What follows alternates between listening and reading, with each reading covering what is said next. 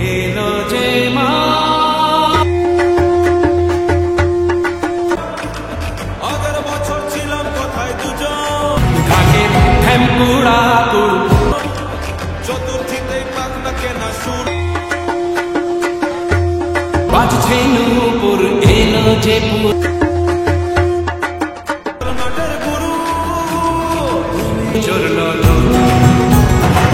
নমস্কার বন্ধুরা, আজকে চলে এসেছি দুর্গাপূজার প্যান্ডেল পরিক্রমা নিয়ে মালদায় রবীন্দ্র ভবন মোড়ে। তো আমরা সবাই পরিচালনায় এখানে কিন্তু এবছরের যে থিম মা কার, তোমরা জানো যে মালদার বুকে কিন্তু প্যান্ডেল পরিক্রমা শুরু হয়ে গেছে সব জায়গাতে।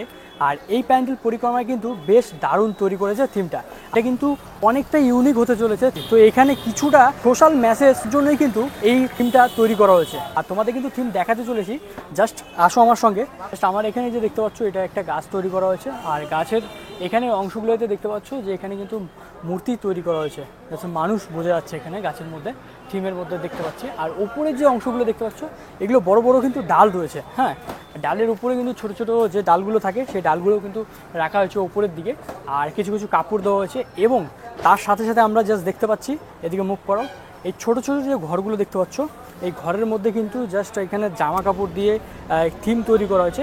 জাস্ট এগুলো কী রয়েছে সেটা আমি জানি না। তো এর মধ্যে কিন্তু জামা কাপড়ের মধ্যে কিন্তু লাইট ফিটিং করা হয়েছে।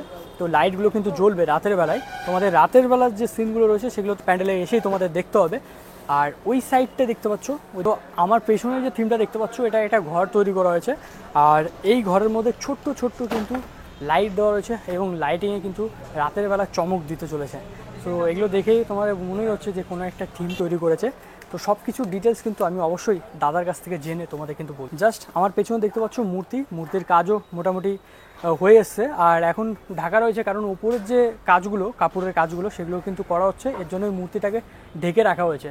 আর উপরের যে কাপড়ের কাজগুলো সেগুলো কিন্তু এগুলো হয়তো পরবর্তী সময় হয়তো কালার হবে, ঠিক আমার জানা নেই কালার হবে কি না, বাট এরকমভাবে কিন্তু থিম তৈরি করা হয়েছে। আর সিম্পল কিন্তু বাঁশের একটা টেক্সচার দিয়েই কিন্তু কাপড় দিয়ে বাঁধা হয়েছে। আর পুরো থিমটাকে কিন্তু বাঁশ দেখতে চলেছে।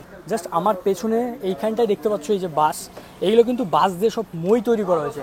আর এই মইগুলো কিন্তু সব থিমগুলো দেখতে পাচ্ছ একটু উপরের দিকে যদি আমরা দেখি, তাহলে উপরের দিকে দেখতে পাচ্ছ যে সব কিন্তু মই সেট করা হয়েছে সব পুরো প্যান্ডেলটাতে। কিন্তু থিমের ব্যাপারটা কি রয়েছে সম্পূর্ণ ডিটেলসটা কিন্তু শুনে নেব। প্রথমে দেখানো হচ্ছে একটা বৃক্ষ, যে বাড়ির খুঁটি হয়, মিডিলে পাট হচ্ছে অসংখ্য বাড়ি, তবু মা বাড়ির বাইরে। আইসি রুম, মা পড়ে আছে কিন্তু ছেলে টাকার পিছনে দৌড়াচ্ছে।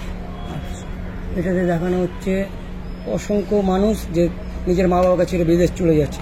ওখানে মায়ের দুধের ঋণটা দেখানো হচ্ছে ওই জায়গাটা, মানে মা যে নিজের দুধের ঋণের ছেলেমেয়েকে চাকরি যাবার পরে মা যে বাড়ির বাইরে, এটাই ধারণা। শাড়ির আঁচলে আগুনের শিখা, যে মা যে জ্বলছে পৃথিবীতে, এটাই।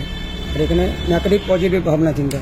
মা দুর্গা প্রত্যেক বছর আশ্বিন মাসে একই রূপে আসে নিজের সংসারকে নিয়ে, কিন্তু এই পৃথিবীর মা পজিটিভে চলে যাচ্ছে, ছেলে মেলে দেখছে না। এটাই নিয়ে এখানকার ভাবনা চিন্তা, সোশ্যাল মেসেজ মানে দেওয়ার জন্য একটা থিম তৈরি করা হয়েছে। অসংখ্য সিঁড়ি দেখানো হচ্ছে, যে মানুষ যে টাকার পিছনে দৌড়াচ্ছে এটা সিঁড়ির মাধ্যমে বোঝানো হচ্ছে। তো বন্ধুরা, পুজো প্যান্ডেলের পরিক্রমায় কতদূর কী কাজ হলো তোমাদের তো দেখালাম। তো কেমন লাগলো অবশ্যই কিন্তু ভিডিওটা কমেন্ট করে জানাবে। তো আজকের ভিডিও এই পর্যন্ত, তোমাদের সঙ্গে দেখা হচ্ছে নেক্সট ব্লগে। Tata, bye bye.